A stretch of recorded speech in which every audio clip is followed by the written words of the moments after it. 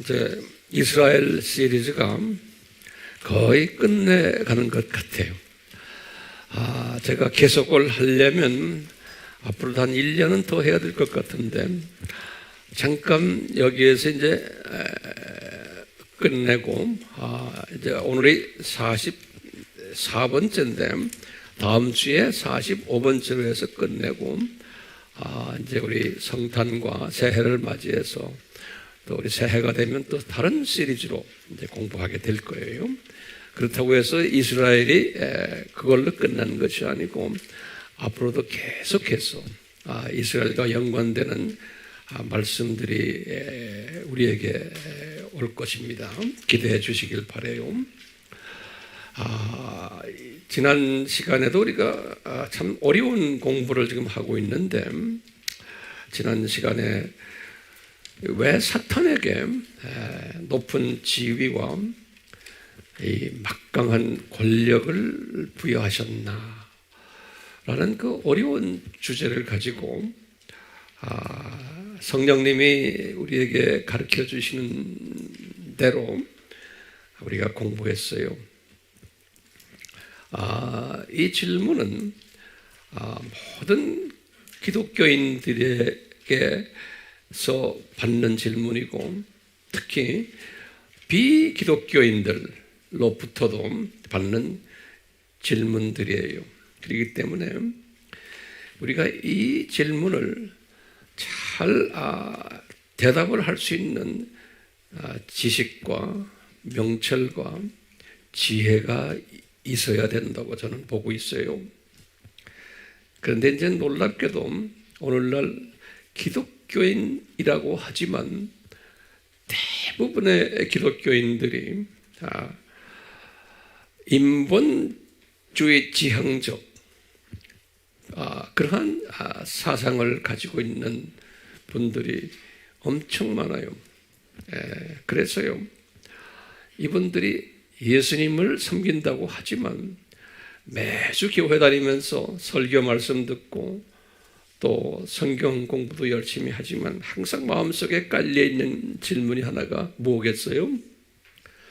하나님이 사랑이신데, 요한일서 4장 16절이에요.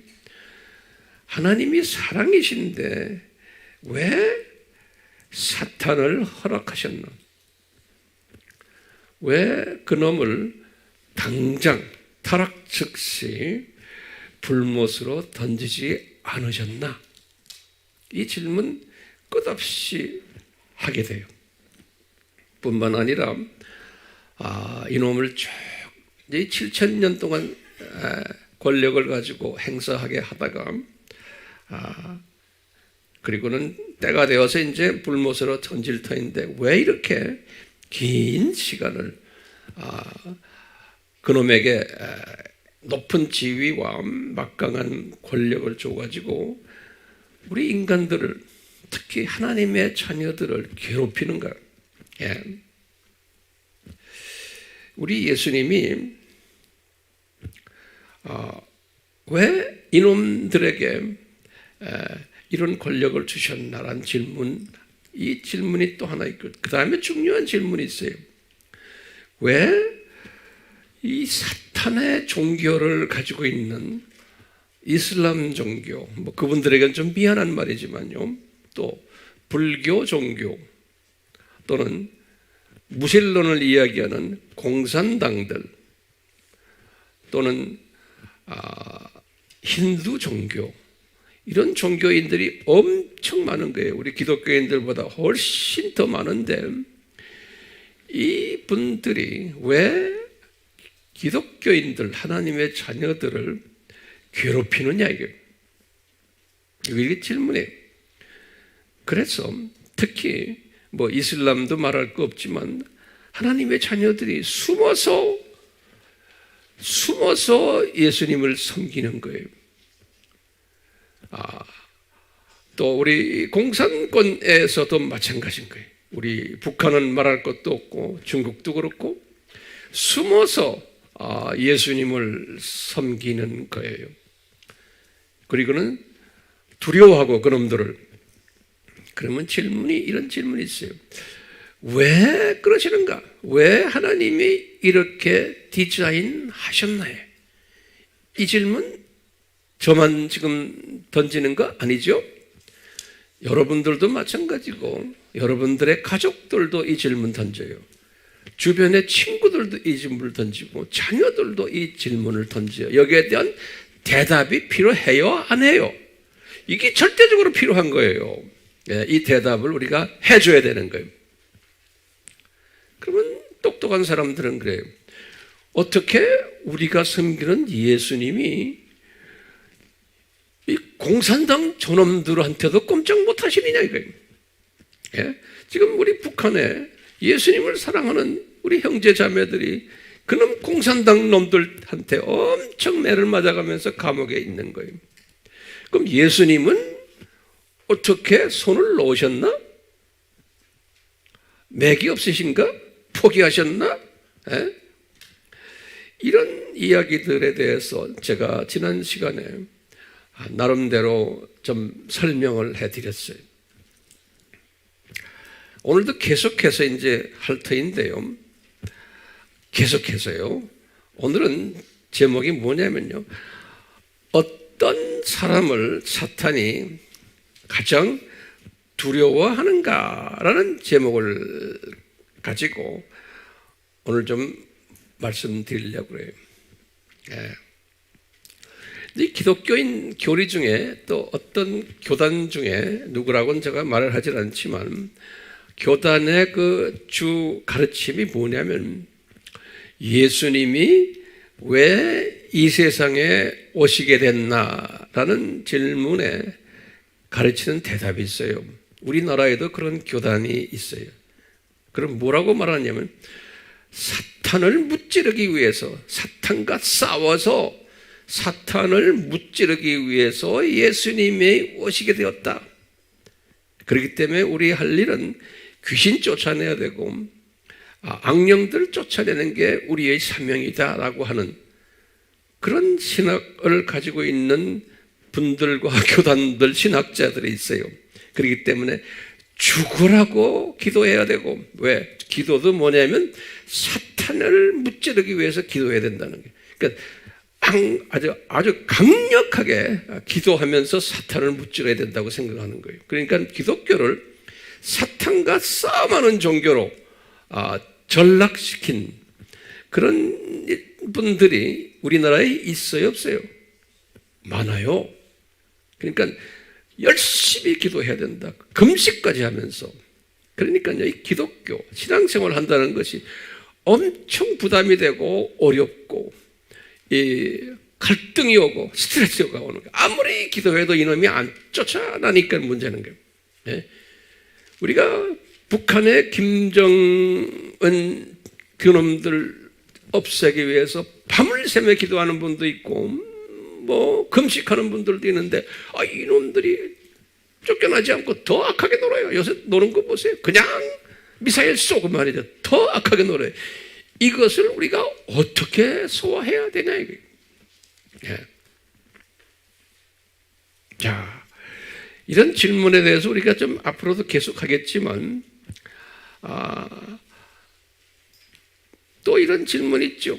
2000년 교회 역사에서 지난 2000년 교회 역사에서 악을 없애달라고 그러니까 사탄의 세력을 없애달라고 사회운동을 하는 크리스찬들, 데모하는 크리스찬들, 집회도 하고 그리고 온갖 신학 이론을 가지고 우리는 앞장서서 이 악을 없애야 된다라고 하면서 지난 2000년 동안 이런 데 열심히 사람들이 엄청나게 많아왔어요.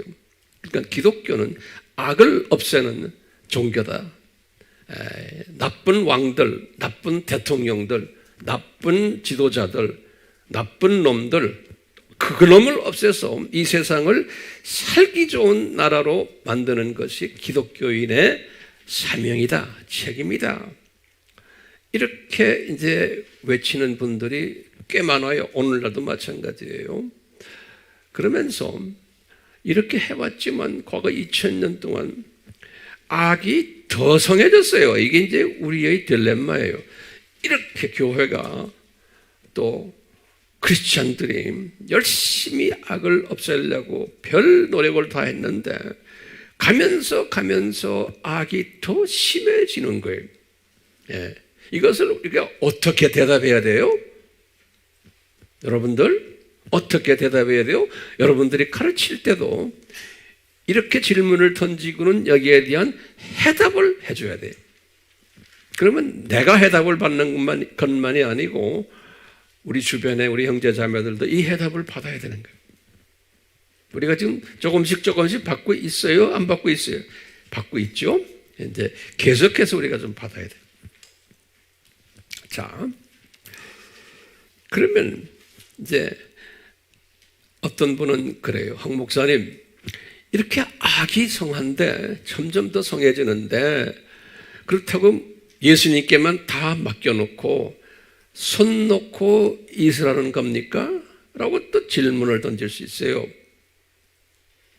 그런 질문 던지겠죠?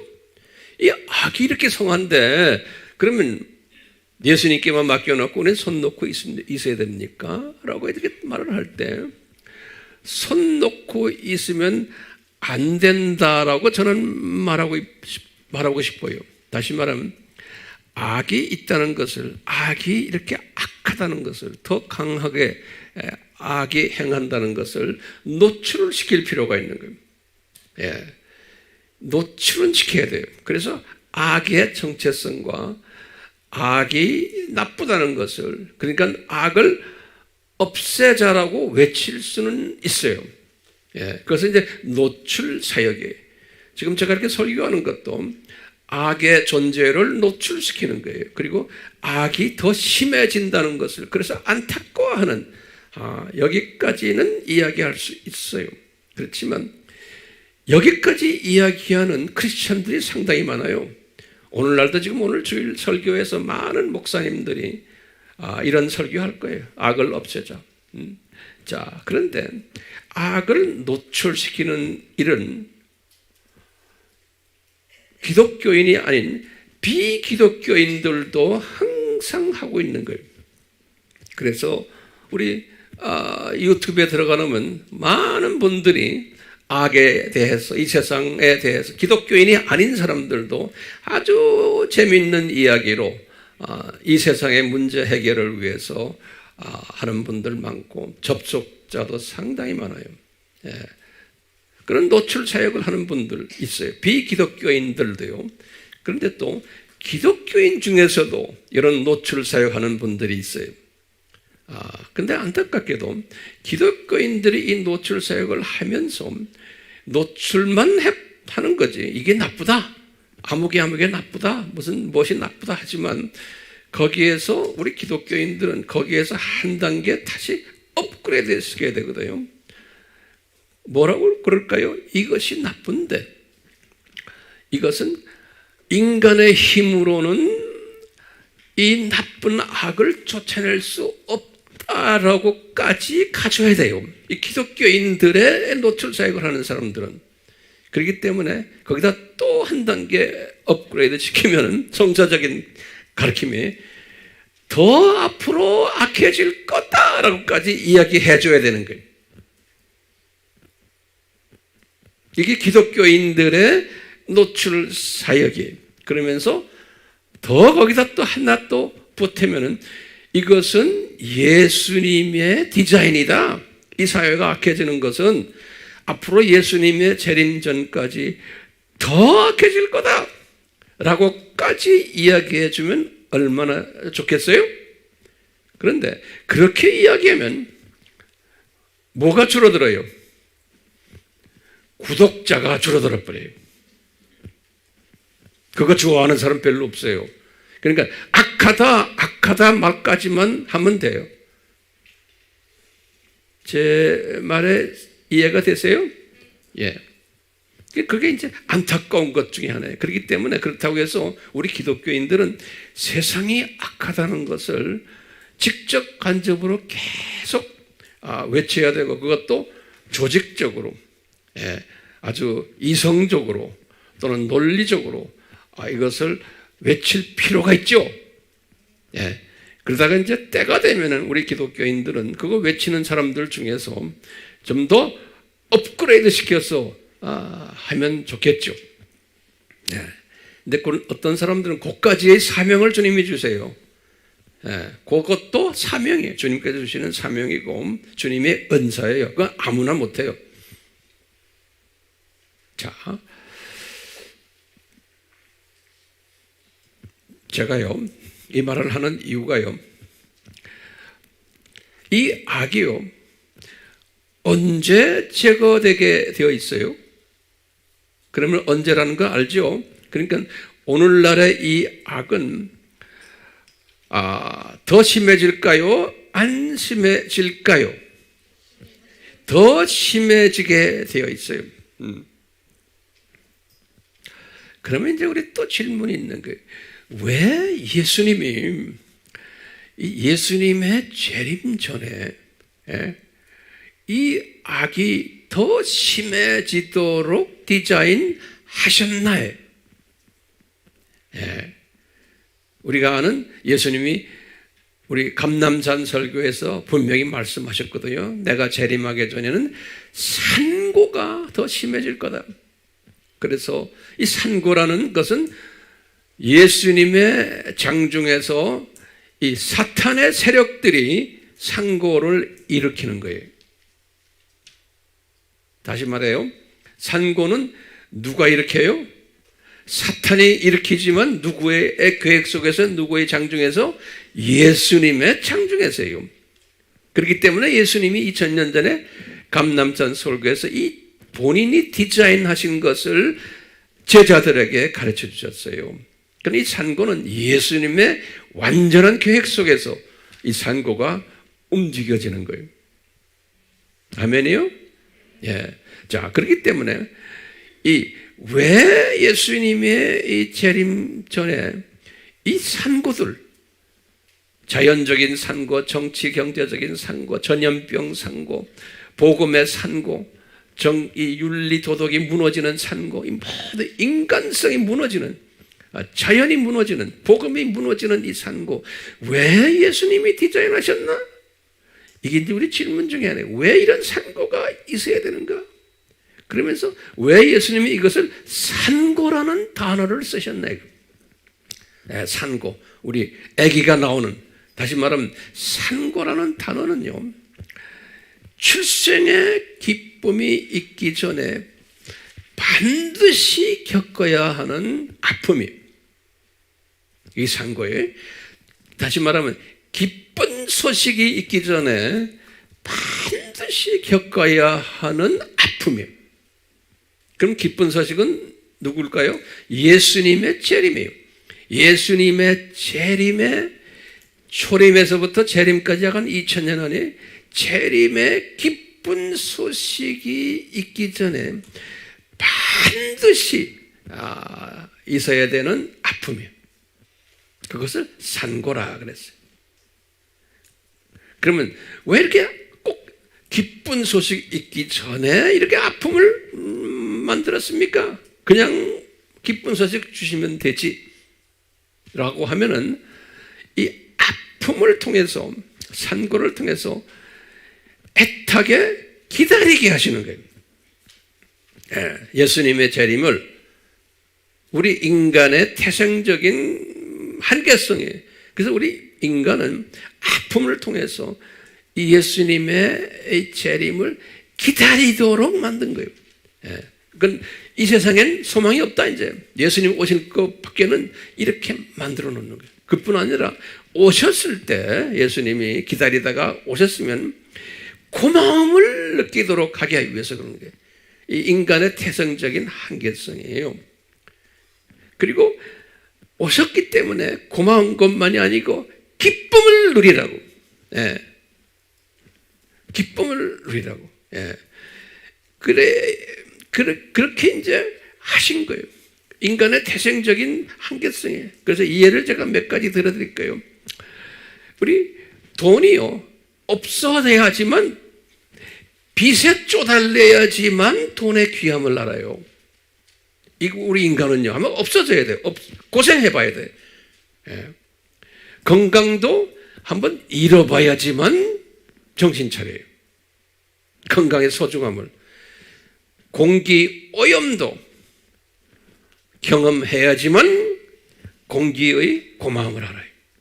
물 오염도 경험해야지만, 이 공산사회에서 핍박이 있어야지만, 이 통제를 받아야지만 민주주의의 소중함을 알아요. 그러니까 복음 때문에, 예수님 때문에 고통을 당해야지만 그 예수님의 재림에 애타게 기다리고 고마움을 알고 그 다음에 기쁨을 나타낼 수가 있어요. 네. 그렇기 때문에 이 예수님의 재림의 그 가치를 더 증대시켜 주기 위해서 산고가 절대로 필요한 거예요. 산고가요. 네. 이것을 깨달은 자가 참 지혜자예요. 네. 이 산고의 의미를 깨달았고 또 이 산고의 목적을 깨달은 자가, 그리고 이 산고를 누가 디자인하셨나? 라를 이것을 깨달았고, 예. 그 다음에 이 산고를 어떻게 실제로 운행하시나? 그러면 뭐라고 대답해야 되냐면, 하나님의 천사들도 사용하시고, 이 산고를요, 이 5가지 있죠? 경제적인 산고, 정치적인 산고, 자연적인 산고, 복음의 산고, 이 산고들을 어떻게 디자인하셨나? 하나님의 천사들을 사용해서 디자인하시고, 또는 그리고 사탄과 사탄의 똘마니들을 풀어가지고 이 산고를 일으키게 하시고, 또는 사탄의 자녀들을 풀어가지고 이 산고를 디자인하신 거예요. 예수님께서요. 그래서 우리 사탄 이야기하는 거예요. 그러면 이 산고 때 예수님이 우리에게 말했어요. 이런 일이 일어날 터인데 어떻게 대처해야 되는가? 라고 이제 예수님이 하면서 대처 방법도 가르쳐 줬어요. 우리 하나님의 자녀들에게 어떻게 했느냐? 잘 견뎌라 그랬어요. 예, endure. 제가 칼럼에다 썼죠? 그 첫째가 endure예요. 잘 견뎌라. 이게 순서가 있어요. 마태복음 24장 13절에 제일 이게 잘 견뎌야 돼요. 예, 그냥 견디는 게 아니라 이 원칙을 알면은 견딜 수 있다는 거예요. 예, 잘 견디라는 거예요. 이 상고는 항상 반드시 있어야 되는 상고인 거예요. 두 번째는 예수님이 뭐라고 그러냐면요, 깨어있어라 그러는 거예요. Wake up. 24장 마태복음 42절에 세 번째는 뭐냐, 준비하라 그랬어요. 마태복음 24장 44절에. 그리고 네 번째는 뭐라고 그랬냐면 외쳐라 그랬어요. 마태복음 24장 37절에서 25장 46절까지 외쳐라. 뭐예요? 제일 처음에 잘 견뎌라. 두 번째는 뭐예요? 깨어있어라. 이걸 위해서 지금 우리가 지금 이 말씀 공부하는 거예요. 처음에 뭐예요? 잘 견뎌라, 깨어있어라, 준비하라, 외쳐라. 네 가지 잊지 마세요. 다시 말해, 처음에 뭐예요? 견뎌라, 깨어있어라, 준비하라, 외쳐라. 그래서 우리가 지금 열심히 노트 정리하는 거예요. 여러분들 지금 하고 있어요. 자, 이렇게 산고를 대처하는 방법을 깨닫고 실제로 행하는 자들이 참 지혜자들이에요. 오늘날에요. 네, 참 지혜자들이에요. 자, 그런데요, 이것은 어디까지나 부분적인 대처 방법이에요. 부분적인. 온전한 대처 방법은 아니에요. 구체적인 대처 방법을 오늘 우리가 공부를 하려고 그러는 거예요. 이제 견뎌라, 깨어있으라, 준비하라, 외치라 하려면 뭐 무기가 있어야 되잖아요. 그냥 막연히 견딜 수가 없잖아요. 그래서 이제 어떻게 하면 견딜 수 있냐예요. 그 방법도 예수님이 다 가르쳐 주셨어요.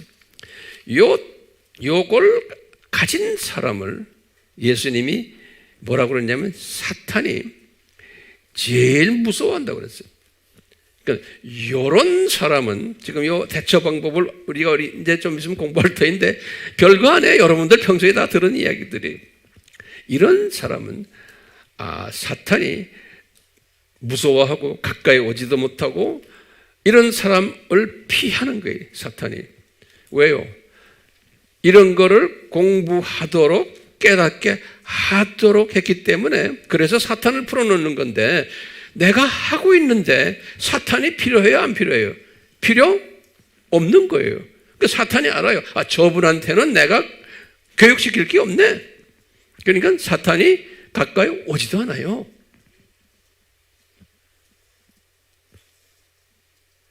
오늘 설교 끝났어요. 자, 그러면 우리가요, 어떤 지혜가 필요하길래 지금 사탄이 가장 무서워하는 지혜가 있어요. 이게 뭐예요? 이 산고 속에, 상고 뒤에 깔려있는 산고를 디자인하신 주체가 누구냐에 대해서 깨닫는 사람이에요. 내 말하는 게 지금 다시 좀 길어요. 상고 뒤에서, 지금 오늘날 지금 상고들 있잖아요. 이 뒤에서, 이 상고를 뒤에서 이것을 컨트롤하고 디자인하고 컨트롤하신 분에 대해서 알 때, 이 사탄이 두려워하는 거예요. 그리고 그런 분은 건드리지를 않는 거예요. 그런 분의 부모님은 자녀들을 주님이 보호시키세요. 왜? 사탄이 건드리질 않아요. 사탄을 풀어놓은 목적이 뭐예요? 예수 그리스도가 누군가에 대해서 더 깨닫게 만들기 위해서예요. 이 창조 목적 학교의 교장 선생님의 정체성을 깨닫고 이분에게 내가 순종을 할 때는 교감이 할 일이 없어지는 거예요.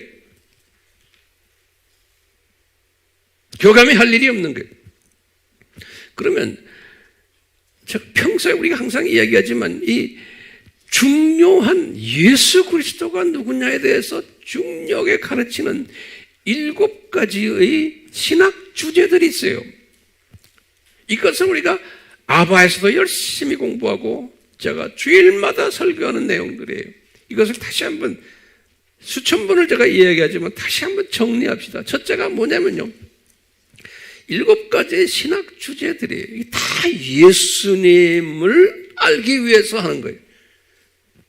첫 번째가 뭐냐면 창조 목적론과 삼위일체론이 여기 한 과목이에요.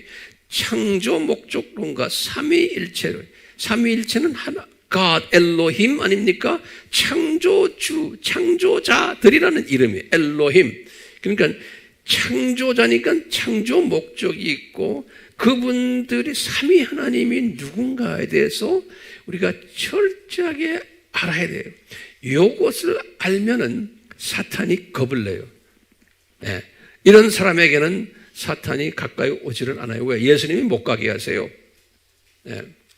천사들도 못 가게 하세요.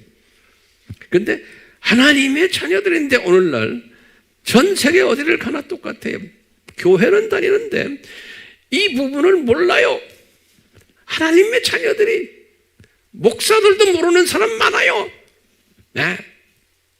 그러니까 교회 예배 드릴 때 그냥 딴소리 하면서 설교하고 딴소리 하면서 그냥 이 세상에서 어떻게 하면 잘 살아라, 성공해라, 돈 많이 벌어라, 행복하게 살아라, 이런 식으로 하니까 이 기본 주제를 가르쳐 주질 않고 본인도 모르고 하니까 하나님의 자녀들이 사탄의 밥이 되는 거예요. 교회도 시끄러운 거예요. 교회 안에 파벌이 많고 교회 안에서 서로 싸움질하고 교회가 이게 완전 문제덩어리 교회들이 엄청난 거예요. 그러니까 목사님들이 목회를 굉장히 힘들게 생각해요. 왜냐? 이 교인들 문제 해결하는데 파벌 싸움하는데 모든 정성을 뺏기니까 목사님들이 그냥 너무 피곤해 하시고 암에 걸리고 막 목사님들이 카운슬링 받고 막 목사님들이 그런 사람 굉장히 많아요. 왜 그럴까요? 누가 그분들을 지금 건드려요? 사탄 이놈들이. 왜 그럴까요? 왜 사탄과 그 똘마니 건드려놔요? 왜 그래? 예수님을 제대로 안 가르치니까 그러는 거예요. 삼위일체론을 제대로 안 가르치고 창조 목적을 잘 안. 이게 첫 번째 과목이. 두 번째 과목이 뭘까요? 우리 그 유명한 기독론이에요. 구체적으로 예수 그리스도에 대한 예수님의 100% 신성되심과 100% 인성되심을 우리 다 공부했듯이요. 이걸 철저히 알아야 돼요. 동의하세요? 예. 그러면 사탄이 우리를 건드리지 못해요. 세 번째는 뭔가? 예수님의 구원론이에요. 이분이 왜 피를 흘리시고 죽으셔야만 됐나? 우리 구원론 공부 많이 했죠? 이 구원론만 철저하게 또 공부를 해야 돼요. 그래서 우리가 아바 하는 거예요. 네 번째는요, 삼위 하나님 중에 성령론이에요. 이것도 우리가 공부해야 돼요. 다섯 번째는 이제는 쓴뿌리가 제거되는 성결론이 성품이 변해야 돼요. 우리가 이 쓴뿌리가 없어지면서. 그리고는 여섯 번째로 이 순서 있어요. 그 다음에 전도론, 선교론인 게 전도는 내 민족에게 복음 전하는 일, 선교는 타 민족에게 복음 전하는 일. 이 앞에 걸 하지 못하면서도 선교하고 전도하는 사람이 있어요. 그러면 누가 좋아해요? 사탄이 좋아해요. 엄청 많아요, 이런 사람들. 전도한다고 그렇게 열심히 하는데 알고 보면 우리 앞에 말하는 걸 잘 몰라요. 단순한 전도, 단순한 선교는 할 수 있지만 못해요. 선교사들도 마찬가지예요. 제가 선교지에 나가서 선교사들 이렇게 대보면은 몰라요. 이 앞에 있는 거 잘 모르면서 선교사라고 나가 있어요. 그러니까 변질되는 거예요. 선교사들이 엄청 많은 선교사들이 변질돼 버렸어요. 예. 왜 그럴까요? 이 기초 학문이 없기 때문에 그래요. 그러니까 기초 학문이 없으면 누가 덤벼들어요? 사탄과 그 똘마니들이 덤벼들게 되어 있는 거예요. 이거 예수님의 디자인이에요. 그럴 때 막 덤벼들 때 회개하고 잘 반응을 하면 좋죠. 그런 사람들이 있고 안 하는 사람들 꽤 많아요. 일곱 번째의 주제가 뭐예요? 이 예수님이 다시 오신다! 라는 종말론이에요.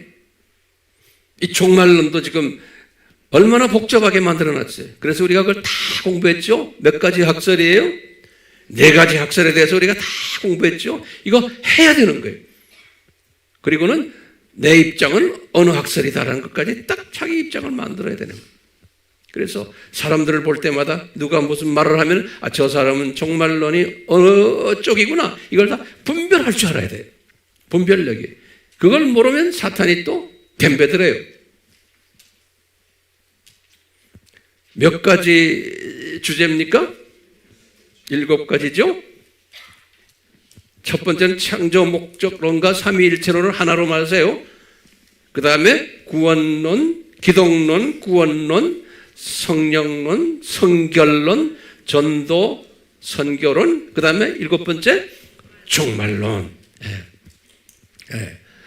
이 7가지의 이 주제를 우리가 잘 공부해가지고 이것이 정돈이 됐을 때, 그럴 때 예수님이 우리에게 누굴 주신 줄 아세요? 보호천사를 주세요.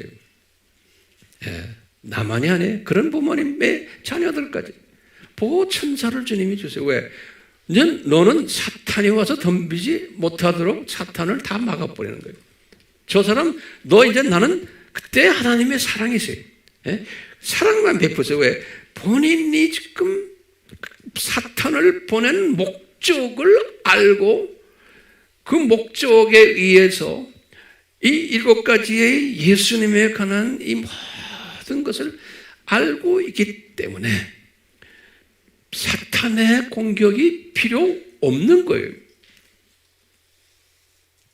교감의 역사하는 것이 필요 없는 거예요. 예. 그래서 이 7가지의 신학 주제, 이것을 다른 말로 표현하면 바울이 깨달은 거예요. 뭐냐면 하나님의 전신갑주다 그랬어요. 예. 바울이 에베소서를 쓰시면서 깨달은 거예요. 예. 우리의 싸움은 이 육의 싸움이 아니고 이 악령과의 싸움인데 우리가 하나님의 전신갑주를 입으면은 악령이 와서 덤비지를 못한다는 거예요. 에베소서 6장 11절에서 18절에 말씀하셨어요. 이것을 제가 정리를 해드리려고 그래요. 간단하게. 준비됐어요? 제일 먼저 바울이 깨달은 거예요. 이제 로마 군인들의 그 유니폼을 보면서 제일 처음에 뭐예요? 진리의 띠를 떼라 그랬어요. 네. 이거 이제 다 알지만 다시 한번 아주 정리를 잘 합시다. 진리의 띠. 다시 말하면 로마 군인들은 이 쇠가 쇠 치마를 입어요. 쇠 치마라 그러면 좀 이상하네. 한국말이 좀 좋은 말 없어요? 응? 갑옷인데 쇠로 된 갑옷. 그래서 이 창에 찔리지 않게. 그래서 이제 치마를 입는데 치마에 벨트가 있는 거예요. 벨트가. 그렇죠? 그래서요. 그래서 이 진리의 벨트 띠를 떼라 그랬어요. 근데 진리가 누굽니까? The truth. 예수님이에요. 예수님이 그랬죠? 나는 진리다. 그랬죠? 그러니까 예수님의 띠를 떼라는 거예요. 우리가 이 군인은 영적 군인은 그러니까 예수님으로 띠를 떼라는 거예요. 근데 보세요. 만약에 예수님으로 이 띠를 적당히 띠거나 이 띠가 없거나 하면 흘러지거나 그러면 전투를 할 수 있어요, 없어요? 그 나머지에 아무리 좋은 무기를 갖고 있어도 이 치마가 내려가는데 어떻게 전투를 합니까?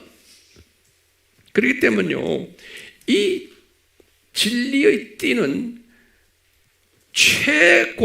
최대의 가장 중요한 가장 파워풀한 강력한 영적 무기예요. 이 치마가 내려가면 아무것도 못해요. 그렇죠? 그러면 거기다 좀 적어보세요. 이 진리의 띠가 7가지의 신학 주제들에서 뭡니까? 첫 번째는 창조 목적 학교 교장 예수님에 관한 이야기가 진리의 띠. 두 번째는 삼위일체론 중에서의 제2위 되시는 분 예수님에 관한 얘기.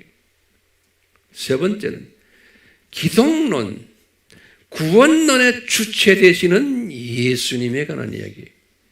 그러니까 이 진리의 띠는 아주 중요해요. 진리의 띠를 띠라는 것은 삼위일체론 공부를 철저하게 해야 되고 창조 목적론을 공부 열심히 해야 되고 기독론과 구원론 공부를 열심히 해야 되는 거예요. 이걸 철저하게 깨뚫고 있는 사람이 진리의 띠를 띤 사람이에요. 그래야지만 영적 전투를 할 수 있어요. 이 진리의 띠를 띠지 않은 하나님의 자녀가 영적 전투를 할 수가 없기 때문에 누구의 밥이 돼요? 사탄과 그 똘마니들, 사탄의 자녀들의 밥이 되는 거예요. 걔들이 가르치는 대로 그냥 따라할 수밖에 없어요. 그놈들의, 그분이라고 그러면 좀 미안하지만 그놈들이라고 제가 말해요. 악한 놈들이니까 이놈들의 가르침에 그냥 빠져버리고 이놈들이 공격할 때 속수무책이 되는 거예요. 하나님의 자녀들인데. 그렇기 때문에 진리의 띠가 제일 중요하다고요? 그게 누구예요? 창조, 목조, 학교, 교장 선생님, 예수님에 관한 이야기. 삼위 하나님 중에 2위 되시는 예수님에 관한 이야기. 그래서 기독론, 구원론. 자, 심지어는 다시 오실 예수님까지 종말론까지 다 여기에 포함해 진리의 띠예요. 진리의 띠를 띈 다음에 두 번째 중요한 게 의의 흉배예요. 여기 가슴에다 흉배를 차는 거예요. 의의 흉배인데 의라고 그랬어요. 가슴이라고 그랬어요. 다시 말하면 흉배는 마음의 마음. 그렇기 때문에요, 이 마음을 순수하게 만들어라 그런 소리나 마찬가지. 다시 말하면 성결론이, 성결론이 의의 흉배예요. 또 구체적으로 말하면 우리 지난 시간에 말했지만 쓴 뿌리를 제거해서 우리의 마음이 순수해지는 거예요. 이 마음이 순수하게 되면 어떻게 돼요? 마태복음 5장 6절에 뭐라고 그랬어요? 영의 눈이 떠져가지고 하나님 나라를 볼 수 있는 거예요. 그러니까 이 쓴뿌리가 어느 정도 제거된 만큼 나의 영성이 더 커지는 거예요. 영성이. 그러니까 독수리 시각자가 되려면은 이 마음이 순수해져야 되는 거예요. 그 성령의 열매들 맺히는 사람이에요. 다시 말하면 인격이 고상한 사람이에요. 그러려면 쓴뿌리가 없어야 돼요. 그러니까 이게 성결론이에요. 성결론. 자, 그런데 진리의 띠를 띠지 않고 치마가 헐렁헐렁하면서 이렇게 할 수 있어요? 치마가 헐렁헐렁한 사람이 인격은 고상해요. 그러면 어떤 인격이에요, 그건요? 세상 사람들의 인격이나 비슷한 거예요. 세상 사람들의 인격은 치마 없어도 괜찮아요. 그런데 인격이 고상한 사람이 되기 전에 뭐부터 돼야 돼요? 진리의 띠부터 띄어야 되는 거예요. 안 그러면 진리 띠가 없는데 사람 인격은 괜찮아. 그러면 사탄이 와서 덤벼들어요. 왜? 전투할 수 없어요. 치마가 헐렁헐렁한데. 그러니까 순서가 중요하죠. 뭐부터 공부해야 돼요? 이 기독론, 삼위일체론, 구원론을 공부해야 돼요. 이거 하다 보면은 진리의 띠를 단단하게 매다 보면은 자기도 모르게 쓴뿌리들이 슬슬슬슬 나가기 시작을 해요. 자기도 모르게 이 말씀의 검이 나의 쓴뿌리들을 없애게 돼 있어요. 그렇게 돼 있어요. 그렇기 때문에 말씀에 충실해야 돼. 강해야 되는 거예요. 이 허리를 단단하게 매야 돼요. 바울이 그랬어요. 허리를 단단하게 맨 사람은 그 다음에 할 일이 뭐냐? 의의 흉배를. 사람이 변해야 된다는 거예요. 자동적으로 따라오게 돼 있어요. 변하게 돼. 그 다음부터는 나머지들은 그대로 따라와요. 이 타이트하게 벨트만 매고 있으면요. 의의 흉배. 그 다음에 뭐냐면 복음 전파자의 신발이에요. 그 신발이 다시 말하면 의의 흉배를 매게 되면 자동적으로 전도하게 되고 선교에 동참하게 돼 있어요. 그리고 네 번째로 구원의 투구라고 그랬어요. 이 투구라는 건 머리를 커버하는 거 아닙니까? 여기 이제 브레인 시스템이에요. 다시 말하면 구원이에요. 다시 말하면 구원론으로 내 머리가 완전히 무장하는 거예요. 구원론으로. 예수님의 보혈. 그게 구원의 투구라고 그랬어요. 그리고는 다섯 번째로 하나님의 말씀에 성령의 검이라 그랬어요. 성령의 검. 이렇게 말씀하셨는데 성령의 검이, 자, 하나님의 말씀을 성령의 검이라고 그랬어요. 자, 그럼 한번 거기다 좀 적어보세요. 하나님의 말씀에, 이 하나님의 말씀 우리가 많이 들었어요. 이 하나님의 말씀은 이 성경 구절에 적었어요. 이것은요, 예리한 양날 달린 검이라 그랬어요. 하나님의 말씀은 양날 달린 검이에요. 그래서요, 히브리서 4장 12절, 계시록 2장 12절. 그러니까 예수님의 말씀은, 성경 말씀은, 제가 지금 이렇게 말씀하잖아요. 이 말씀은 예리한 검이다 그랬어요. 그래서요, 제가 말씀을 전할 때 내 입에서 예리한 검들이 수백 개, 수천 개, 수만 개가 막 나가는 거예요. 여러분들도 마찬가지예요. 그런데 아무나가 아니에요.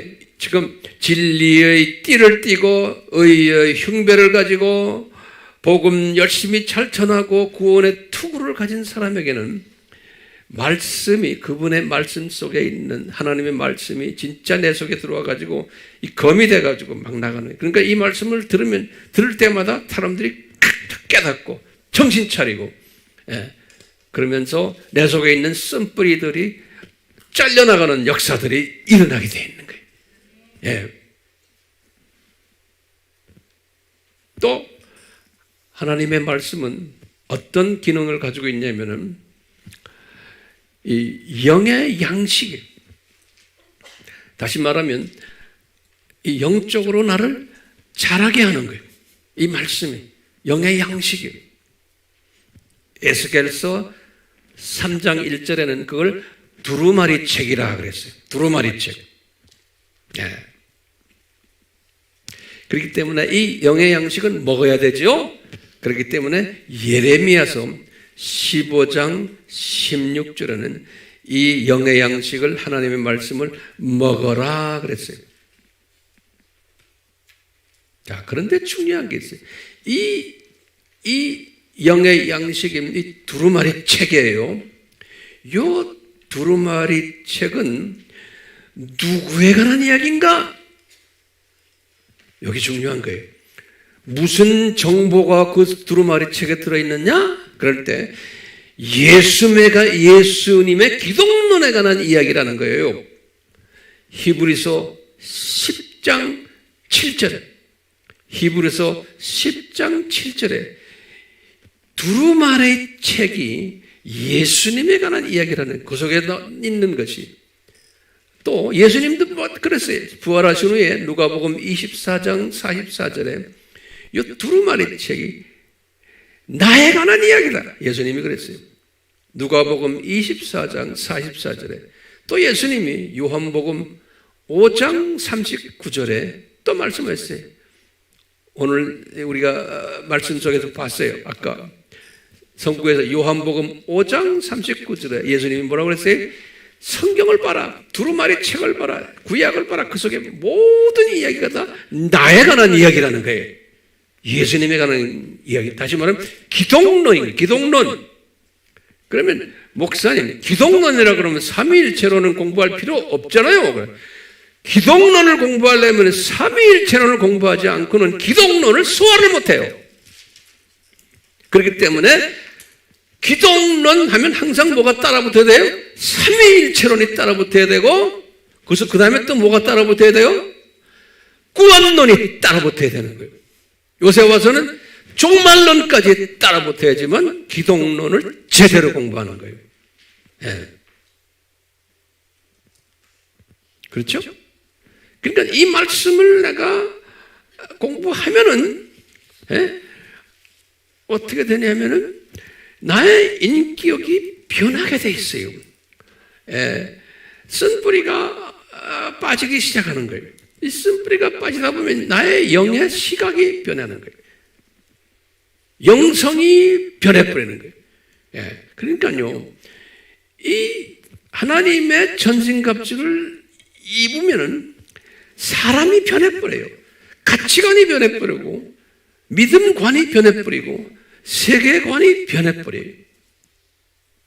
변하고 있죠? 그렇기 때문에 이 말씀을 그냥 귀로만 들어가지고는 안 되는 거예요. 절대로 안 돼요. 그래서 우리 그 손 예화를 제가 항상 들었죠. 기억나시죠? 그 빵 예화를 들었죠? 그거 다시 한번 노트에 적으세요. 빵 예화는 굉장히 중요한 예화예요. 여러분들 가르칠 때 꼭 이것을 나눠주시길 바라요. 빵은 하나님의 말씀이에요. 이 하나님의 말씀을 내가 그냥 첫 번째는 그냥 이렇게 보기만 해요. 본다, 첫 번째. 보는 것은 뭐예요? 그냥 말씀을 읽는 거예요. 읽는 거. 그러니까 성경 말씀을 읽는 거, 읽거나 듣는 거예요. 여기 그냥 빵을 그냥 보는 거예요. 두 번째는 빵을 만지는 거예요. 손으로. 빵을 만지는 것은 뭐겠어요? 손으로 쓰는 거예요. 그 여러분들 지금 쓰고 있는 거예요. 보는 것보다 훨씬 도움이 되는 거예요. 근데 이거 가지고는 안 되는 거예요. 빵을 만졌죠? 만져가지고 빵을 입에다가 집어넣는 거예요. 입속에. 그 세 번째 단계. 이것은 공부하는 거예요. 스터디하는 거예요. 이 스터디한다는 것은 의미를 내가 이제 깨닫는 거예요. 그래서 우리가 지금, 여러분들이 지금 이 시간에 이걸 좀 듣고 쓰고 지금 공부하고 있어요. 근데 이것만 가지고도 빵에는 지금 양날라진 칼도 들어있고 영양소도 들어있죠? 이것이 우리 속에 아직 안 들어왔어요. 내 입에서만 뺑뺑 도는 게. 입에서 입으로 집어넣으려면 그 다음 단계가 뭐예요? 내가 뭐 해야 돼요? 뭐죠? 이게 swallowing 하는 거예요. 뭐지? 한국말이 뭐예요? 넘기는 거. 뭐라 그래? 삼킨다. 아이고, 여러분들이 황 목사님 왜 한국말 몰라요? 가끔가다 그래요. 자, 삼킨다. 삼키는. 영어는 swallowing. 삼켜버리는 거예요. 삼키는 게 뭘까요? memorizing 하는 거예요. 암기하는 거예요. 그게 삼키는 거예요. 근데 암기만 해서는 안 되는 거예요. 마지막 단계 뭐예요? 이것을 내 위 속에 집어넣어서 이게 소화를 시키는 거예요. 이 빵을 소화시키는 게 뭘까요? 묵상, 메디테이션이 묵상하는 거예요. 그게 순서가 있어요. 이 빵을 묵상을 할 때 이 속에서 양날 달린 칼이 나의 쓴뿌리를 제거하고 그 다음에 영양소를 만들어서 나를 자라게 하는 게 이 말씀이. 그렇기 때문에 노트 정리는 기본이에요. 그리고 여러분들이 가르치라 그러죠? 왜 가르칩니까? 가르치는 사람은 공부가 끝난 사람이고 그 다음에 공부 다음에 이 스웰롱이 한 거 있죠? 이것도 끝나고 자기가 소화했기 때문에 가르치는 거예요. 그러니까 가르치다 보면은 자기도 모르게 이 음식이 다 내 속에 들어와가지고 나의 쓴뿌리를 칼로 다 없애뿌리고 나를 자라게 만들고 다 해줘요. 그렇기 때문에 티칭이 엄청 블레싱인 거예요. 티칭을 안 하는 사람은 모르겠어요. 예수님이 무슨 은혜를 주실지 모르지만 티칭 안 하는 사람은 어느 단계까지 가다가 말아버려요. 우리 교회 대부분의 사람들은 다 열심히 티칭하고 있어요, 지금. 그러니까 제가 모르는 사람들을 여러분들이 티칭하고 있어요. 어떤 분은 티칭 그룹이 상당히 커요. 우리 교회 교인들 중에서. 그런데 한번 손을 이렇게만 올려보세요. 티칭하는 사람 한 사람이라도 하는 사람 손 좀 올려보세요. 안 올린 사람이 있네. 왜 이렇게 티칭이 중요한지 알겠죠? 예. 이렇게 티칭을 이렇게 해서 나의 그 쓴뿌리가 이렇게 돼서 조금씩 없어지면 어떤 혜택이 와요? 시각의 변화가 오는 거예요. 이 시각의 변화가 오니까 우리 항상 로마서에서 바울이 고백한 거예요. 8장 28절. 이런 시각이 오는 거예요. 바울이 가진 시각이에요. 이 사람도 변한 거예요. 하나님을 사랑하는 자, 그 뜻대로 부르심을 입은 자들은 하나님을 사랑하는 자들이에요. 그러니까 이것을 하는 사람들이에요. 이런 사람들은 모든 것이 합해서 선을 이루느니라 그러는 거예요. 좋을 때나 나쁠 때나 보면 선을 이루기 위해서 주님이 이끄신다라고 보는 이 시각을 가지는 거예요. 그러니까 이것을 내 삶에 적용하는 거예요. 지금은 내가 좀 기분 나쁜 일도 있고 좀 답답한 일도 있고 문제가 있지만 곧 좋은 일로 변하겠구나. 이 시각을 가지는 사람이에요. 그런 사람은 바울이 그랬어요. 데살로니가전서 5장 18절에 범사에 감사하라 그랬어요. 범사라는 건 좋을 때나 나쁠 때나 영어 성경에는 이렇게 써 있어요. At any circumstances 그랬어요. At any circumstances. circumstances가 뭐예요? 상황이 어떤 상황이라도 좋은 때나 나쁜 때나 항상 그냥 주님께 감사하는 사람이에요. 네. 나쁠 때도 감사하는 사람. 이 시각의 변화가 오는 거예요. 시각의 변화가. 그러니까 이런 사람은 얼굴 보면 알아요. 네? 인상 안 떨어요. 항상 평화스러워요. 그걸 본인들은 잘 몰라요. 여러분들 그러니까 초등학교 동기동창들이나 중고등학교 동기동창 모임에 가끔 나가세요. 동급 같은 나이끼리니까. 예? 그래가지고 얼굴 딱 보세요. 그러면 그 동기동창들이 분명히 여러분들에게 뭐라 그러겠어요? 야, 너 왜 이렇게 젊게 보이니? 너 왜 이렇게 해피하게 보이냐? 이런 말을 들어야 돼요? 안 들어야 돼요? 들어야 되는 거예요. 그 소리 안 듣고 똑같이 그냥 인상파로 같이 있으면 이건 아직까지 아닌 거예요. 제 말에 부담이 돼요? 안 되죠? 그런 소리 들으세요? 안 들으세요? 듣죠. 당연히 듣죠. 며칠 전에 내 가까운 친구들 몇 사람 오래간만에 만났는데 뭐라고 그러는지 아세요? 날 보고요. 길거리 가면 못 알아보겠네 그러는 거예요. 나를요. 길거리 가면 못 알아보겠대요. 네. 자, 솔로몬이 깨달은 게 잠언 3장 5절에서 6절에 우리 다 이거 사람들이 즐겨 쓰는 주님의 말씀들이 잠언 3장 5절에서 6절에 솔로몬이 실수를 많이 하고 나중에 깨달은 게 뭐예요? 예? 그러는 거예요. 여러분들 마음을 다해서 너의 여호와를 의뢰해라. 그러니까 trust. 그분을 trust 하라는 거예요. 제일 먼저. 그러면서 뭐냐 그러면 이분은 과거에 자기 실수한 거예요. 너의 지식을 의지하지 말아라 그랬어요. 이분이 옛날에는 그걸 의지했거든요. 지식이 많아가지고 세상 지식이. 예.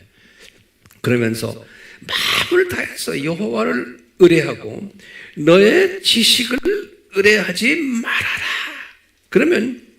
그러면서 모든 일에 at any circumstances 모든 일에 예수님을 인정해라 그랬어요. 그러니까 이분이 컨트롤하고 있다는 것을 좋은 일이나 나쁜 일이라. 그리하면은 내 길을 인도하시리라 그랬어요. 예수님이. 그러니까 이것은 아무나 되는 게 아니에요. 지금 이 쓴뿌리들이 이 하나님의 전신갑주를 입고는 이 쓴뿌리들이 어느 정도 정리가 되면 갑자기 시각이 달라지는 거예요. 시각이 달라지는 사람의 고백이 로마서 8장 28절 고백이고 데살로니가 전서 5장 18절의 고백이고 잠언 3장 5절에서 6절의 고백인 거예요. 이런 고백하는 사람은 지금 우리 지금 이 상고 시대에 잘 견딜 수 있어요, 없어요? 견디지 말아라고 그래도 견디세요. 왜냐하면 이 시대 분별력을 가지니까, 이 시대 분별력을 가지니까 또 아하 이분들이 지금 이 악한 세력들이 어떻게 되겠구나라는 걸 다 알고 있으니까 견딜 수 있는 거예요. 그것뿐입니까? 내가 깨어나고 주변 사람들을 깨어나게끔 하도록 내가 도구가 될 수 있는 거예요. 능력이 나오니까. 말씀의 검이 내 입에서 나오니까 사람들을 깨우는 일을 하는 거예요. 그래서 준비시켜가지고 나팔수로 만드는 일을 할 수 있는 거예요. 자,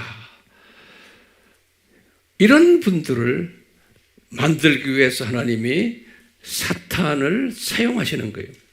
그런데 내가 이런 걸로 하나님의 전신갑주로 무장이 돼버리면 사탄이 내 주변에 올 수 있어요? 없어요?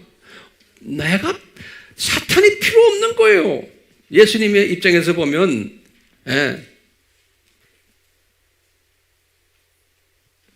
그러니까 예수님의 입장에서 보면 예수님이 나 같은 사람을 필요로 하는 거예요. 사탄 필요 없고 이제는 네가 필요하다는 거예요. 너는 소중한 존재예요. 예수님이 이런 사람을 아끼시는 거예요. 그러면 예수님이 이런 사람을 친구라고 말하는 거예요. 요한복음 15장 15절에 뭐라고 그랬냐면 제자들에게 너희들이 내 계명을 잘 지키고 나와 항상 동거하고 있고 말씀 속에 들어와 있으면은 You are my friend 그러는 거예요. 열매를 많이 맺는 사람은 모든 기독교인이 프렌드가 아니에요. 이 카테고리에 들어온 사람을 요한복음 15장이 뭐예요? 아버지는 참포도나무에 너희들은 가지 이런 게 있죠? 그 말씀하시면서 그러는 거예요. 그러니까 이 예수님의 진액을 하나님의 말씀을 잘 빨아먹으면서 열매를 많이 맺힌 사람은 예수님이 그러는 거예요. You are my friend. 왜 friend라고 그래요? 왜냐하면 이런 사람을 예수님이 왜 필요하냐면 이런 사람이 창세기 1장 28절에 창조 목적 파트너 일을 하는 사람이기 때문에 그러는 거예요.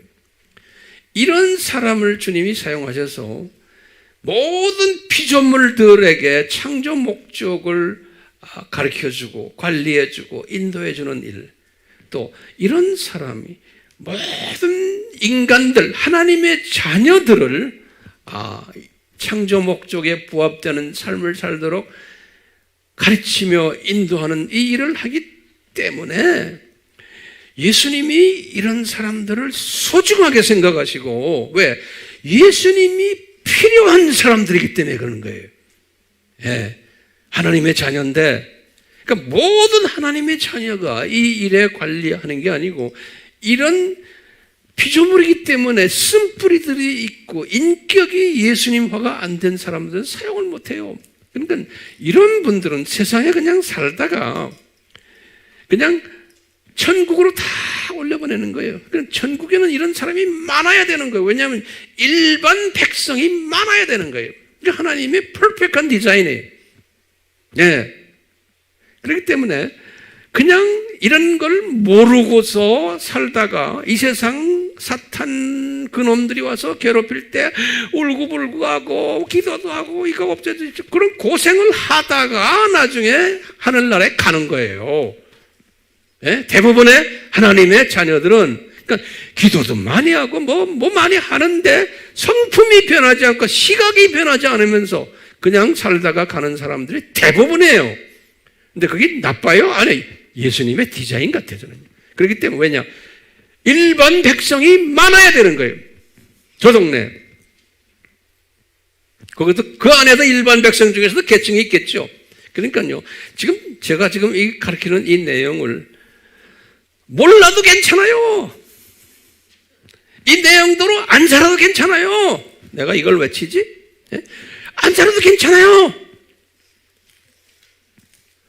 소수에 알아야지만 되는 사람은 이런 말씀에 배고파하고 목말라 해요. 예. 나머지 사람들은 황 목사님 이런 어려운 거 우리한테 필요 없습니다. 우리는 필요한 게 뭡니까? 내 문제 해결하는 메시지 좀 가르쳐 주시고 내 가족 문제들, 자녀 문제들, 직장 문제들, 나 몸이 아픕니다. 나 좀 위로해 주시고 기도해 주시고 이런 것만 원하는 사람들이 대부분이에요. 그런 분들에게는 그 전공을 한 그런 분들만 관리하는 전공하는 또 사역자들이 있어요. 그분들은 그 사역이 그분들의 사역이에요. 예. 나는 그쪽에는 좀 부족해요. 예. 나를 그쪽에는 무능하게 만들어놨어요. 그걸 잘하는 분들은 또 그쪽에 하고. 왜 웃으세요? 예. 그러니까 나한테 그런 거를 기대하지 마세요.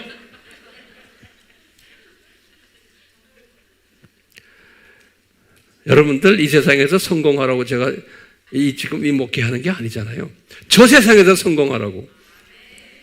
오케이? 네. 이 시각의 차이예요. 자, 이런 시각을 가진 주님이 필요한 사람은 우리가 몇 주 전에 예수님의 약속을 우리가 배웠어요. 시편 91편의 약속을 주게끔 되어 있어요. 왜? 예수님이 나를 필요로 하시기 때문에 그런 거예요. 네. 시편 91편의 그 약속들이 뭐예요? 제가 13가지를 그때 우리가 이야기한 것 같아. 그 중에 뭐 예수님이 나의 피난처가 되시고 나를 요새를 삼으시고 나의 요새가 되시고 사냥꾼의 올무에서 항상 나를 건져주시고 왜? 예수님이 필요하기 때문에 그래요. 네. 전염병이 들려도 금방금방 치료해 주시고 보호천사를 보내셔서 항상 보호하시고 나만이 아니고 우리 가족들을 다 보호하시고 나에 대해서 악인이 어떤 나쁜 짓을 할 때 꼭 보응해 주시고 내가 기도할 때마다 내 기도를 척척 들어주시고 장수하게 해서 내가 그 장수로 만족해 주시고 왜냐하면 네가 오래 살아야 돼. 건강하게. 그래야지만 네가 나를 섬길 수 있어. 내 백성을 네가 섬겨야 되는 사명이 있기 때문에 너 오래 살아야 돼. 건강하게. 주님이 하신다니까. 왜? 약속을 하셨어요. 예. 그냥 오래 살게 해 주십시오. 그래갖고 되는 게 아니잖아요. 이 시스템을 우리가 알 필요가 있는 거예요. 오케이? 예. 그렇기 때문에 이런 사람은 누가 제일 무서워해요? 사탄이 제일 무서워하는 거예요. 그러니까 어떤 사람이 사탄이 제일 무서워할까? 그러면 답이 나왔어요? 안 나왔어요? 나왔죠. 네. 가까이 오지도 못해 그놈들이. 왜? 보호천사들이 항상 진을 치고 있으니까. 그리고 가까이 가야 그 사람 건드려야 사탄이 소용도 없어요. 네. 건드려야 건드릴 수도 없어요. 그리고 예수님이 못 건드리게 해요. 너는 저 사람 건드리지 말아라. 네 잡은 딴 사람들 건드려라. 잠자고 있는 사람들. 그렇기 때문에 한 길로 왔다가 사탄이 무슨 길로 도망가요? 7길로 도망가게 되어 있어요. 네. 도망가요. 건드리지 못해요. 우는 사자와 같이 덤벼 꼼짝 못해요. 이빨이 하나도 없어요, 그놈들. 그러니까 우리 교회, 예? 그놈들이 우리 교회 와서 까불어요, 못 까불어요? 우리는 예수님에게만 초점을 맞추고 있으면 우리 교회 와서요, 이놈들 까부질 못해요. 그러니까 우리 교회요, 파벌 싸움이 있어요? 약간은 있겠지만 없어요. 우둔한 사람들이 그냥 패거리 좀 만들려고 하죠. 부끄러움 당해요. 예, 절대로 패거리 만들면 안 된다고 항상 제가 강조하죠. 우리 교회는 그런 게 거의 없어요. 몇몇 있긴 있어요, 내가 보면. 나중에 부끄러움 당하게 되어 있어요. 예. 왜요? 예수님이 우리를 필요로 하기 때문에 그런 거예요. 이 에마의 교회, 아미 교회를 필요로 하기 때문에 예수님이 그렇게 하셔야 돼요. 예. 제 설교의 결론이 이겁니다. 응? 아멘이요? 예. 자, 그렇기 때문에 우리는 찬송으로 우리의 신앙 고백을 해야겠어요. 우리들이 싸우는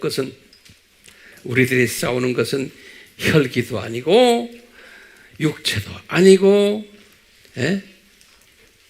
우리의 싸울 것은 뭔지를 우리가 한번 찬송으로 한번 고백해 봅시다.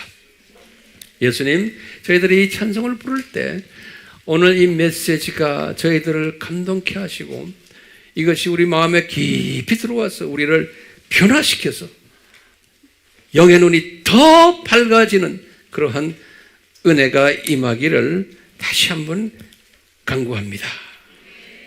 예수님의 이름으로 기도드리옵나이다. 아멘.